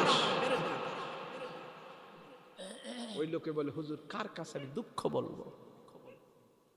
তখন হুজুরে আমাদেরকে এসে বলল, দেখো সমাজে এমন মানুষ আছে, আমরা সবাইকে জানি সুখী, কিন্তু সে নিজের দুঃখে দুঃখে জলে পুড়ে শেষ হয়ে যাচ্ছে। অশান্তিটা কেন হইল? 1 নাম্বার অশান্তি ওনার কারণ, ওনার ম্যাডাম ওনার কথা শোনে না। কথা বলেন ঠিক কিনা? যার ম্যাডাম তেরা বেকা পড়ছে, ওরে জাহান্নাম দেখাইয়া ছাড়ছে, আছে না নাই? আর রাসূল বলছেন যেই ঘরের ভিতরে তোমার ম্যাডাম, তোমার স্ত্রী সুখের, নম্র ভদ্র স্ত্রীর কারণে তুমি জান্নাতের কিছু সুখ দুনিয়াতেই পেয়ে যাইবা। কথা বলেন ঠিক কিনা? আর যেটা ফইরা বসে সারছে তো, একবার আর বউ মরেছে গা পানিত ফইরা, আপনার কোন নদী আছে নি, এমন নদীর মধ্যে ফইরা বেটার বউ মরেছে। এখন সব এই কথা বল, এই কথা বল, এখন বউ মরেছে গা পানিত ফইরা, অন্ধ সবাই যায় খুঁজতেছে, হায় হায় হায় হায় মারা গেল। অন সবাই চিন্তা করতেছে মইরা যায় গেছে গা, মইরা তো লাশ বাইসা যাইব, আর লাশ যখন বাইসা যাইব গা, তো পানি যেদিক যাইব সেদিকে তো সব, সেদিকে তো লাশ যাইব, তো পানি যেদিক যাইতেছে সব পাড়া মহল্লার ভাই ব্রাদার সবাই যায় ওইদিকে বিশ্রাইতেছে, লাশটা সেদিক গেছে, হাইরে বিশ্রাইতেছে। যার বউ মরেছে গা, হ্যাঁ উল্টা দিকে যে বিশ্রাইতেছে। সবাইকে আরে বউ মইরা হেরে পাগল বানাই দিয়া গেছে, তুই পাগল হইছস, পানি হেদিক গেছে, তোর বউ মরলে তো লাশ হেদিকে না যাইবো? না লাশ হেদিক যাইতো না। কয় কে? লাশ তো হেদিকে যাইব। কারে হেদিক যাইতো না? কয় কে? 20 বছর আমার সাথে ঘর সংসার করছে, একদিন বউ সোজা দিকে যায় না, আজকে মইরা কে সোজা যাইবো, আজ যা উল্টো হয়ে যাইব। কেমন পাগল বানাইছে? কথা কোন ঠিক কিনা? আজকে সোজা যাইব না, তাহলে এই পুরুষটারে এই মহিলাটা কত যন্ত্রণা দিছে চিন্তা করেন ঠিক কিনা? যেই নারী তার স্বামীর কথা মতো চলে না, হ্যাঁ বিদেশ আমরা যাই, আল্লাহ বাঁচাইলে আপনাদের দোয়ায় 4টা রাষ্ট্রে গেছি গতবার, সৌদি, দুবাই, কাতার, ইন্ডিয়া। ইনশাল্লাহ এই বছরও ওয়াজের পরে মালয়েশিয়া, সিঙ্গাপুর, থাইল্যান্ড এটি গুরমু, আল্লাহ যদি নেওয়ায়। হ্যাঁ গেলে আমরা দেখি হায়রি মরুভূমিত কইরা এই যে আমাদের বাঙালি ভাইয়েরা এই যে কষ্ট করতেছে রৌদ্রে ফুইরা, কেমনে যে পয়সা কামায়, এই পয়সা কামায় বাড়িতে ফাডায়, আর এই পয়সা ফাডানোর পরে বেডটাইনের মস্তানি দেখলে আমার চোখ দিয়ে পানি আইয়া পড়ে। কথা কোন ঠিক না?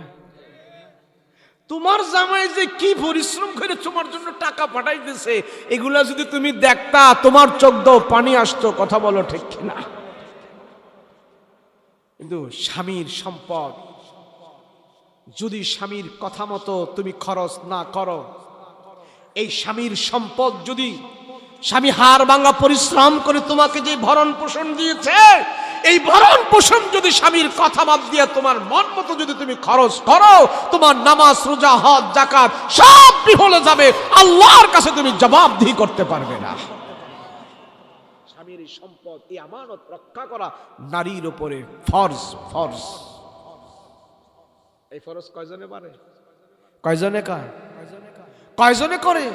কুরবানি আসলে 2-3টা বকরি কিনা বাপের বাড়ি ফাটাইয়া দেয়, আর জামাইরে শুনে আমার আব্বাই তো আমগো লাগা বকরি ফালতাছে, কিন্তু জামাইর টাকা ওই স্বামী নিজের মার বাদ গিয়া বকরি হইয়া আইতাছে। আছে না? না নাই? হ্যাঁ, দেখে কেডায়? জোরে বলেন না, দেখে কে? রাসূল বলেছেন যে এই ঘরের ভিতরে স্বামী আর স্ত্রীর ভিতরে মিল, মহব্বত, রহমত, বরকত থাকার জন্য আমার নবীজির একটা সুন্নত তোমরা পালন কইরো। বলে কি?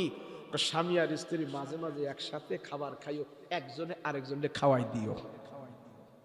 আসেনি মহব্বতেরই। সোহাতে একা বাদ দে, এখনো খারে বলে কি না, কথা কয় না দি। রাসূল বলে মাঝে মাঝে বিবিরে খাওয়াই দিও, বিবিও তোমারে মাঝে মাঝে খাওয়াই দিও, সব সময় না, মাঝে মাঝে দেখবা মিল মহব্বত বাইরে যাইব। কি বাইরে যাইব? মিল মহব্বত বাইরে যাইব। মদিনার একটা ঘটনা, এটা বলে আমি ওয়াজটা শেষ করতেছি। মদিনার এক ঘটনা, এক বড় ব্যবসায়ী ছিল, আমার কইেন না, এটা একটা ইতিহাস, এটা হাদিসেও নাই, কোরআনেও নাই, একটা ঘটনা। বড় ব্যবসায়ী, অনেক পয়সার মালিক, কিন্তু এই হারামজাদায় নামাজ পড়ে না, রোজা রায় না, হুজুর করে দেখতে পারে না, কোরআন কিতাব কিচ্ছু মানে না, আজান শুনলে কানের মধ্যে আঙ্গুল দিয়ে রাখে। ওয়াজ দহনব দূরের কথা, হ্যাঁ কানের মধ্যে আঙ্গুল দিয়ে রাখে, এমন শয়তানের শয়তান। কোনো ভালো কথা, ওয়াজ মাহফিল, হুজুর কথাবার্তা যেন হ্যাঁ কানে না যায়। তো মসজিদের সামনে দিয়ে হ্যাঁ বাজারে আয়া বাজার টাজার করে, দোকানদারি করে, সারাদিন ব্যবসা বাণিজ্য পরিচালনা করে, বিকেল আবার বাড়িতে যায়। কিন্তু হুজুর করে দেখলে টাস করে কানের মধ্যে আঙ্গুল দিয়া লায়, মৌলবীগ কোনো কথা যেন আমার কানে না যায়। কেন মৌলবীগ কথা গেলেই তো বিপদ, ঠান্ডার মধ্যে উজু করানো লাগবে, ঠিক না? ঠিক না? ঠান্ডার মধ্যে উজু করে মসজিদে যাওয়ার লাগবে, তো না হলেই তো বাদ গিয়া কাইতে চিত্তে হইয়া থাকবো, আর এটা করণ লাগতো না। কিন্তু হ্যাঁ অনেক পয়সাওয়ালা, যার দিন নাই, ইমান নাই, আমল নাই, আল্লাহ নাই, রসুল নাই, পয়সাওয়ালা, খোঁজ নিয়ে দেখলে দেখবেন এর দিলের ভিতরেও শান্তি নাই। বহুত প্রমাণ। তো এই বেড়ায় পয়সা আছে ঠিক, তো যেই বেড়ার জামাইয়ের পয়সা বেশি, এই বেড়ার বউয়ের আবার হেডামও বেশি। তখন হাদি সারের পয়সা বেশি, মাল বেশি, তো ম্যাডামের তো হেডাম এমনিই বেশি। পয়সার গরমে দুইটা খালি কাজে লেগে থাকে। জামাই যদি কয় মশারিটা টাঙ্গাও, বালিশটা এটা ফালাই দেয়। জামাই যদি কয় দরজাটা লাগাও না, জানালাটা খুললা দেয়। জামাই যদি কয় লাইটটা অফ করো, ফ্যানটা চালু করে দেয়।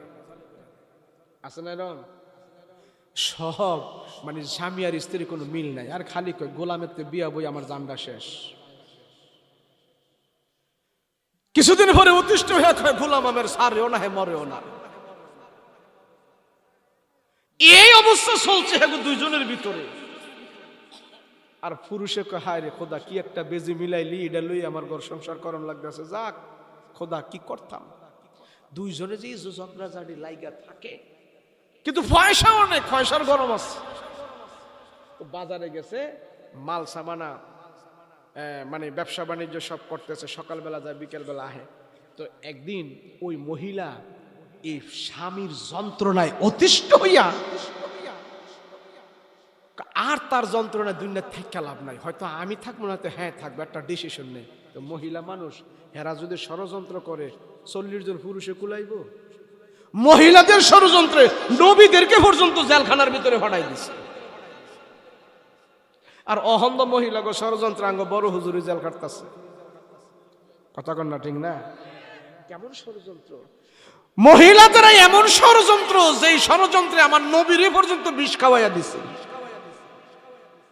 এখন এই মহিলায় বুদ্ধি করছে, না নিজে মোর মুখের নিজের আল্লাহ জান দিছে, এটারে তাজা রাখমু, হেরে মাইরালাম, হেরে মারমু, গোলামে মারবো, আর তার সব সম্পত্তির মালিক আমি হমু।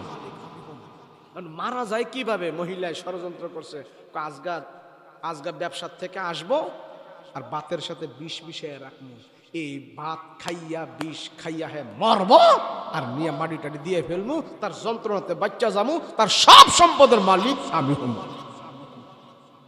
এখন ভাতের সাথে বিষ টিস মিশাইয়া সুন্দর করে টেবিলের উপরে খাবার দাবার রাখা দিছে। আর এই ফাড়ার ঘরে ফাড়ায় দোকানদারি করে আইতাছে, মসজিদের সামনে আহে, হুজুররা মসজিদের ভিতরে বৈশা ইমানি আলোচনা করতেছে। দূরের থেকে হুজুর করে দেখে হে কানে মেয়ে আঙ্গুল দিয়ে লাইছে, যাতে কোনো ভালো কথা, কোরআন হাদিসের কথা যেন হ্যার কানে না যায়। আল্লাহর কি হুকুম, কানে ধরে ধরে আইতেছে। মসজিদের সামনে আসার পর ফায়ার মেদে বিনছে কাঁডা। কি বিনছে? আচ্ছা, ফায়ার কাটা কি আঙ্গুল কানের কে খুলতে পারবো নাকি আঙ্গুল আগে কানের তে খুলতে হইব? তো কানের তে আঙ্গুল একটা খুলছে, খুইলা ফায়ার কাটা খুলতেছে। এই ভাত দিয়া মসজিদের ভিতর থেকে হুজুররা মুজাকারা মুশাহেদা করতেছে, একটা ওয়াজ করতেছে, হেন বয়ান করতেছে যে যেই ঘরের ভিতরে স্বামী আর স্ত্রীদের ভিতরে অশান্তি, আল্লাহর রসুল বলেছেন স্বামী আর স্ত্রী একে অপরকে যদি মাঝে মাঝে খাওয়ায়া দেয় ওই ঘরে আর অশান্তি থাকে না। স্বামী আর স্ত্রীর ভিতরে আল্লাহ রহমত দেয়, আল্লাহ শান্তি দেয়, ওই ঘরের ভিতরে আল্লাহ শান্তির ফয়সালা করে দেয়। হ্যাঁ, কাটা খোলে আর এই ওয়াজ দেহের কানে গেছে। এখন হ্যাঁ চিন্তা করে কইল কি মৌলবীরা কি কইল, এটা কি কইল, ঘরে বউরে বেলা খাওয়াই দিলে শান্তি হয়, তাহলে এটা তো আমার দরকার। আমার ঘরে না অশান্তি, হুজুর গো কথা তো কোনোদিন শুনি নাই, আজকে এটা শুনে দেহি, এইটাই আমল করা শুরু করি, দেহি কি হয়। এখন গেছে আজগা যায় বউরে নিয়ে একসাথে ভাত খামো, বউরে আগে খাওয়াই দেবো, বউ আমারে খাওয়াই দিব। আর বেডি হান্দা কি কাম করে রাখছে বুঝছেন তো, গেছে যাইয়া বাড়িতে গেছে, বউ রলে ভাত খাইব, বউ তো চিন্তা করতেছে হ্যাঁ আজকে মাইরে এলাম বৃষ্টিস খাওয়াইয়া তো শেষ আদরটা একটু কইরা দেই।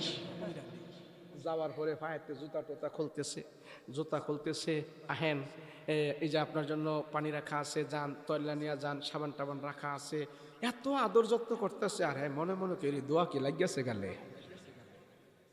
আর বউ চিন্তা করে যে আজকে তার শেষ আদরটা একটু কইরা দিস।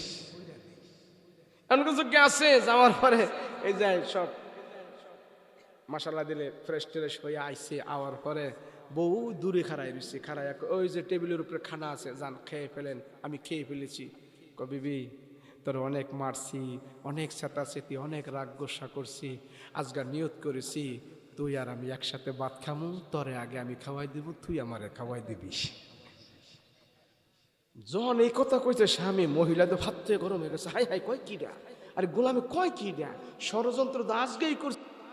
আমার দিলের কথাটা আমি বলে ফেলি, আমি আপনার যন্ত্রণায় অতিষ্ঠ হয়ে নিয়ত করেছিলাম আজকে আপনাকে দুনিয়ার জমিন থেকে আমি বিদায় করে দেব, মেরে ফেলবো। কয় কেমনে? ওই যে ভাত দেখেছেন আপনার জন্য খাবার রেখেছি, ওই খাবারের সাথে আমি বিষ মিশ্রণ করে রেখে দিয়েছি, আপনি আসবেন আর খাইবেন আর মরবেন।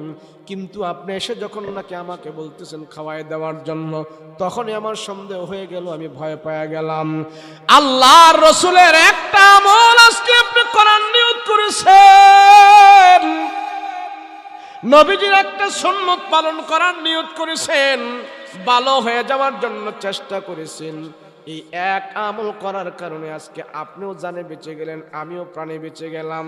মোহাম্মদ রাসূলুল্লাহর আমলগুলো যদি আমাদের ঘরের ভেতরে আমরা দৈনন্দিন 24 ঘন্টা করতে থাকি, আমার মন বলে শুধু দুনিয়াতে আমরা শান্তি পাবো না, মৃত্যুর পরে আমরা দুজন জান্নাতেও চলে যেতে পারি।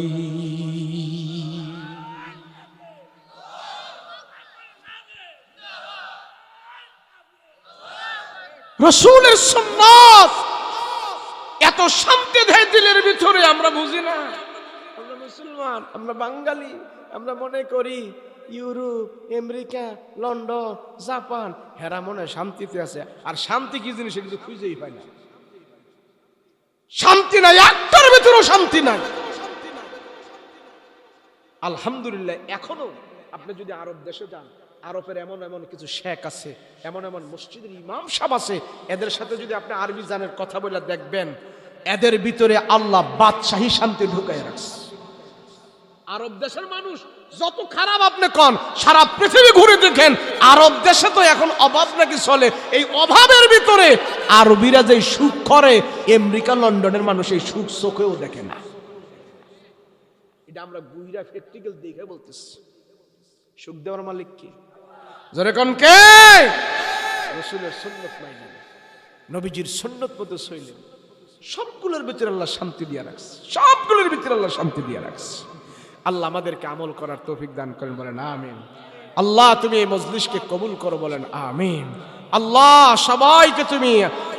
সবাইকে তুমি জান্নাতের মেহমান বানাই দিও, বলেন আমিন। বলেন আমরা নামাজ পড়বো, রাজি আছি ইনশাআল্লাহ? নামাজ পড়বো, আল্লাহকে সাজদা দিব, পরের হক মারবো না, পরের হক মারবো না। আল্লাহর হক ছাড়বো না, পরের হক মারবো না। পরের হক কি? পরের হক কি বুঝেননি? পরের হক এখন কেমনে মারে জানেন? বাইরে গেছে চেয়ারম্যান অফিসে, কোন অফিসে শেষ, চেয়ারম্যান অফিসে যায় কয়, চেয়ারম্যান সাহেব, আমার বোনের বিয়া দেওয়ার টাইমে 5 লাখ টাকা খরচ করে বিয়া দিছি বাউনবাড়িয়া শহর। বোনের এখন বাড়ি আছে, গাড়ি আছে, আমাদের কদ্দুরা জায়গা আছে, বইনে 2 কানি ক্ষেত পায়, 1 কানি ক্ষেত পায়। বইনের যায় 20 বছর আগে 5 লাখ টাকা খরচ করে বিয়া দিছি, সেই বইনে এখনো সম্পদ নিয়ে যাইতে চায়। চেয়ারম্যান সাহেব একটা কাজ করেন। কয় কি কাজ? কয় কাজটা হইলো আমাদের ওয়ারেস নামা থেকে বইনের নামটা বাদ দিয়া দিয়েন। বইনের নামটা বাদ দিয়া এই সম্পদের ওয়ারেস আমাগো নামে দিয়া দিয়েন। বইনে তো আসি অনেক কিছু। তো চেয়ারম্যানও যদি 2 নাম্বার হয় তো কিছু ঘুষ ঘাস খাইয়া হ্যাঁ করে সিস্টেম করে হ্যাঁ করে ওয়ারেস বানাইয়া দেয়। আছে না? নাই? এটা হইলে আপনার বোনের হক মাইরা খাইছেন। কার হক? বোনের হক মাইরা খাইছেন। এই হক মাইরা খাইয়া যত যত জুব্বা কাব্বা লাগাইয়া আমনে বড় বিশ্বাবন, আল্লাহ কয় তোর বাট পারি আমি দেখছি। কথা বলেন ঠিক না? এক লোকে কয় আমি হুজুর 40 বার হজ করছি। কয়বার? তো আপনি কি ব্যবসা করেন? আমি শ্যামবাজার ভেজের ব্যবসা করি। হুজুরে কয় হ্যাঁ 200 টাকা কেজি ভেজ বেচা 40 বার গিয়ে হজ করেন না? 60 টাকা 70 টাকা কেজির ভেজ আপনি 200 টাকা বিক্রি করছেন, তো এত টাকা লাভ করছেন, 40 বার হজ করছেন, এটা তো কমই হয়েছে। কথা কোন ঠিক কিনা? মানুষের মাইরা ঠগাইয়া আপনি 40 বার গিয়ে হজ করেন, এই হজ আল্লাহ দেখছেনি? এই সিটারেরা দেখছেনি হজ? তুই যে সবচেয়ে বড় সিটিং খাদ্য মজুদ কইরা, ফেজ মজুদ কইরা, তুমি যে বারবার হজ করো, তোমার হজটা কি হয়েছে আল্লাহ ভালো জানে। ঢাকা শহর গরুর গোশত দেখেন না এখন কত কত কত 650, 750 কমে কেউ বেচে নাই। 800 পর্যন্ত গেছিল। 800 করে গরুর গোশত বিক্রি করছে। এই বাড্ডার একটা লোক, খলিল নাম, খলিল, হ্যাঁ 650 টাকা করে লাগাই দিচ্ছে। সব কসাইয়ারা হ্যার বিরুদ্ধে আন্দোলন, হ্যাঁ বাটপারি করে, হ্যাঁ সিটারি করে। বক্তা অধিদপ্তরের তারা অনেকবার তার কাছে আসছে, কিরে সে কেমনে একজন গোস্ত ব্যবসায়ী 750 নিচে বেচতে পারে না, হ্যাঁ 650 টাকা কেমনে বেচে, হ্যাঁ কন্দা চুরি করে, হ্যাঁ রে ধরার জন্য বহু চেষ্টা করছে, কেউ ধরতে পারে নাই। হ্যাঁ আমি 650 টাকা বেচলো, আমার 50 টাকা লাভ হয়। আর সব ব্যবসায়ীরা 700 টাকার নিচে বেচলে লস হয়। এখন একজন ব্যবসায়ী সে যখন উদ্বুদ্ধ হয়েছে আমি গরিবের হক আদায় করে দিব, মানুষের উপর আমি জুলুম করব না, কম লাভ করব, একজন ব্যবসায়ী সৎ হওয়ার কারণে সব ব্যবসায়ী এখন গরুর গোশত 650 টাকা বেচতে হইতেছে। কথা বলেন ঠিক কিনা? এখন সবাই জিজ্ঞাসা তুমি লাভ হালকা হয়, হালকা হয়, অহন নাকি হালকা হয়, সে হলো সৎ ব্যবসায়ী। কথা বলেন ঠিক কিনা? এই ব্যবসায়ী নামাজ পড়লে, রোজা রাখলে আল্লাহ কবুল করবে, মানুষের উপরে জুলুম করলে আল্লাহ কবুল করবে না। আল্লাহ আমাদের সবাইকে আমল করার তৌফিক দান করেন, বলেন আমিন। যা কিছু বললাম এবং শুনলাম আপনারা কেউ রাগ করেন না। আমি আপনাদের এলাকায় মেম্বারি চেয়ারম্যানের দাঁড়াইতাম না, কাউরের কটাক্ষ করেও কোনো কথা বলছি না, সব কথা বলছি আমার নিজের জন্য, আপনাদের আমলের জন্য। কথা বলেন ঠিক কিনা? আল্লাহ আমাদের সবাইকে আমল করার তৌফিক দান করেন, বলেন আমিন। মাশাআল্লাহ। লা হাওলা ওয়ালা কুওয়াতা ইল্লা বিল্লাহিল আলিয়্যিল আযীম। اللهم صل على سيدنا نبينا شفيعنا حبيبنا مولانا محمد صلى الله تعالى عليه وعلى آله وصحابه أجمعين. اللهم آمين. ربنا ظلمنا أنفسنا وإن لم تغفر لنا وترحمنا لنكونن من الخاسرين. রব্বিরহামহুমা কামা রব্বায়ানি সগীরা রব্বিরহামহুমা কামা রব্বায়ানি সগীরা। রব্বুল আলামিন পরওয়ারদিগারে আলম, এ আল্লাহ, রাত্র অনেক হয়ে গেছে, তোমার বান্দারা বাড়িতে যায় নাই, দুইটা হাত তোমার আদালতে উঠে রাখছে রে মালিক। দুনিয়ার কোন মানুষের কাছে আমরা হাত বাড়াই নাই, দুনিয়ার এমপি মন্ত্রীর কাছে আমরা হাত উঠাই নাই। আল্লাহ, তোমার দরবারে হাত উঠাইলাম, তুমি আমাদেরকে তাড়ায়া দিও না, তুমি আমাদেরকে ফিরাইয়া দিও না। তুমি যদি ফিরাই দাও আমরা কার দরবারে যাব, কোথায় যাব? যাবার তো জায়গা নাই। আল্লাহ, তুমি আমাদের আজকের মাহফিল কবুল ও মঞ্জুর করে নাও। আল্লাহ, এই মাহফিল যারা দিয়েছি, আল্লাহ পরিশ্রম করেছে, মেহনত করেছে, টাকা দিয়ে, শ্রম দিয়ে, বুদ্ধি দিয়ে, পরামর্শ দিয়ে, আল্লাহ এই জান্নাতের বাগান সাজাইছে। মালিক, তোমার বান্দারা তো অন্য কিছু করলেও পারত, কিন্তু আল্লাহ এতক্ষণ তারা কোরআনের কথা শুনেছে, নবী রাসূলদের কথা শোনানোর সুযোগ করে দিয়েছে, ব্যবস্থা করে দিয়েছে। আয় আল্লাহ, তাদের জান মাল কবুল করে নাও। আল্লাহ, তাদের এই মেহনত কবুল করে নাও, এই মাহফিলকে তুমি কবুল করে নাও, নাজাতের উসিলা বানায়া দাও। আয় আল্লাহ, এখান থেকে যারা অন্ধকার কবরে আসি, উত্তর লক্ষ্মীপুরের হাজিহাটির থেকে আল্লাহ যারা অন্ধকার কবরে আসি, আজকের এই মাহফিলের হাদিয়া তাদের কবরে নাজাতের বাণী হিসাবে পৌঁছায়া দাও। আল্লাহ, তাকায়া দেখো কত পাকনা দাড়িওয়ালা, পাকনা চুলওয়ালা আমার মুরব্বী বাবারা হাত উঠাইছে। আয় আল্লাহ, বয়স বৃদ্ধি হওয়ার কারণে তাদের চুল দাড়ি পাইকা গেছে, গায়ের চামড়া ঢিলা হয়ে গেছে, চোখের পাওয়ার নষ্ট হয়ে গেছে, দাঁতগুলো নাড়াচাড়া করতেছে, সোজা হয়ে দাঁড়াইতে পারে না। লাঠি ভর করে করে তারা মাহফিলে আসে, মসজিদে যায়। এমন বৃদ্ধ বাবা যাদেরকে আল্লাহ তুমি মাফ করে দাও। আয় আল্লাহ, আমাদের জিন্দেগির সব গুনাহ খাতা মাফ করে দাও। আয় আল্লাহ, গুনার দিকে যদি তাকাই তোমার দরবারে হাত উঠাইতে লজ্জা হয়। আয় আল্লাহ, তারপরেও তো তোমার দরবারে হাত উঠাইতে হয়, তুমি ছাড়া আমাদের কেউ নাই, কেউ নাই। আয় আল্লাহ, এমন সন্তান এখানে আছে,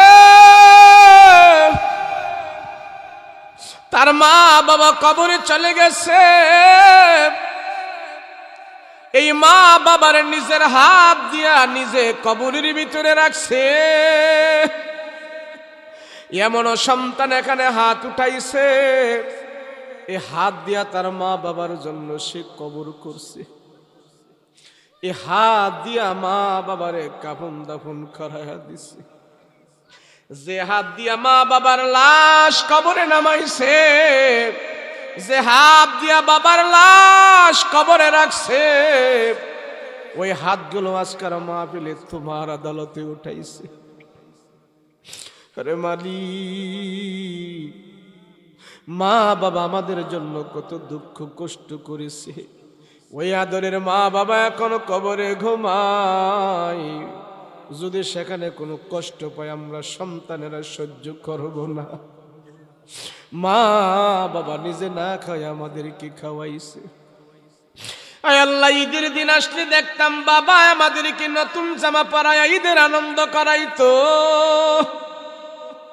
আর বাবার গায়ে মাঝে মাঝে পুরান জামা দেখা যাইতো রে মালিক। ওই বাবার মৃত্যুর পরে আমরা কাফনের জামা পরাইয়া বিদায় করে দিছি। মা বাবা ছোট কালে আমাদেরকে পায়খানা প্রস্রাব পরিষ্কার করাইয়া দিছে। মা বাবা ছোট কালে আমাদেরকে ঘষা মাইজা করে সাবান দিয়া ধুয়া গোসল করাইয়া দিছে। মৃত্যুর পরে সেই মা বাবারে আমরা বরই পাতার গরম জলের পানি দিয়া গোসল করাইয়া দিছি। আরে মালিক,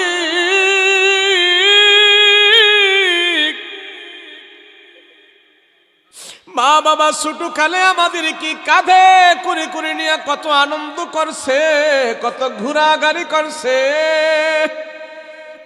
মৃত্যুর পরে সেই মা বাবারে আমরা কাঁধে করে করে নিয়ে কবরের ভিতরে রেখে দিয়ে আসছি। হায় আল্লাহ,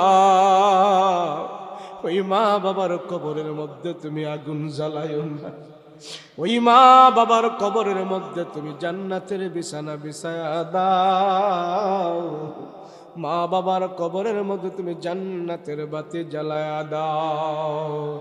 আল্লাহ, যাদের আব্বা আম্মা বেঁচে আছে নেক হায়াত দারাজ করে দাও, মা বাবার সেবা শুশ্রূষা করার তৌফিক দান করে দাও, মা বাবার চিকিৎসা সেবা করার তৌফিক দান করে দাও, সন্তান এবং মা বাবার ভিতরে মিল মহব্বত বাড়ায়া দাও। আয় আল্লাহ, আমাদের গুনার খবর দুনিয়ার কোনো মানুষ জানে না, কিন্তু তুমি জানো।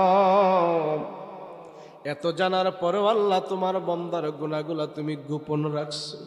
হাসরের ময়দানে আমাদের গুনাহগুলো প্রকাশ করিয়া তুমি আমাদেরকে লজ্জা দিও না।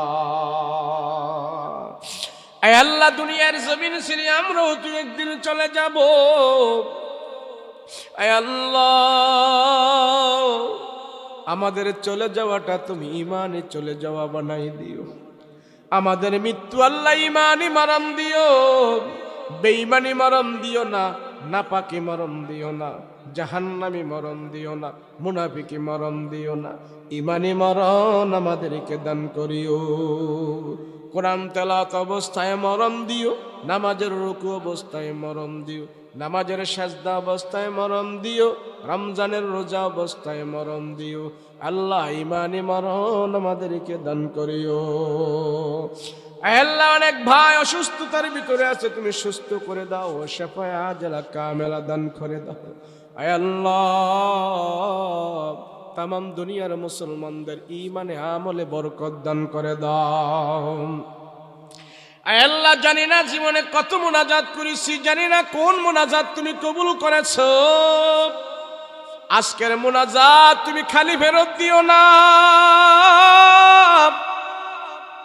আয় আল্লাহ, গভীর রাত, এত রাত্রি কোনো মানুষ জাগ্রত থাকে না, সবাই ঘুমায় যায়। রাত্র যত গভীর হয় দুনিয়ার মানুষগুলো ঘুমায়া যায়। এ মাহফিলের লোকগুলো আমরা ঘুমাই নাই রে খোদা, ঘুমাই নাই। দোকানপাট বন্ধ হয়ে গেছে, মার্কেট বন্ধ হয়ে গেছে, অফিস আদালত বন্ধ হয়ে গেছে, দুনিয়ার পশু পাখিরা ঘুমায়া গেছে, সাপ বিচ্ছুগুলো গর্তের ভিতরে চলে গেছে। কিন্তু মালিক, আমরা দুইটা হাত তোমার আদালতে এতিম মিসকিন কাঙ্গালের মতন উঠায়া রাখছি, আমাদেরকে ফেরায় দিও না। আয় আল্লাহ, আমাদেরকে তুমি তাড়াইয়া দিও না। কই যাব, আমাদের তো যাবার কোনো জায়গা নাই। আয় আল্লাহ, মক্কা মদিনা জিয়ারত করার তৌফিক দান করে দাও। হজ্জে বাইতুল্লাহর মেহমান বানায়া দাও। নবীর রওজার পাশে আমাদেরকে দাঁড় করায়া দাও। নবীরে আমরা প্রাণ ভরে সালাম জানাবো, সেই ব্যবস্থা করে দাও। আরে মালিক, নবীর রওজায় যদি আমরা না যাইতে পারি, নবীজির নুরানি চেহারাটা আমাদের ঘুমের ঘরে স্বপ্নে যুগে আমাদেরকে দেখায়া দাও। জাহান্নামের আগুন আমাদের জন্য হারাম হয়ে যাবি। আল্লাহ, বাংলাদেশের প্রতি তুমি রহমত ও বরকত দান করে দাও। আল্লাহ, অনেক আলেম ওলামা জেলখানার ভিতরে আছে, তাদের নিষ্পাপ ছোট ছোট বাচ্চাগুলো আব্বু আম্মু করে ডাকে, বাবার মুখটা দেখতে পারে না। নিরহ আলেম তারা জেলখানার ভিতরে আছে।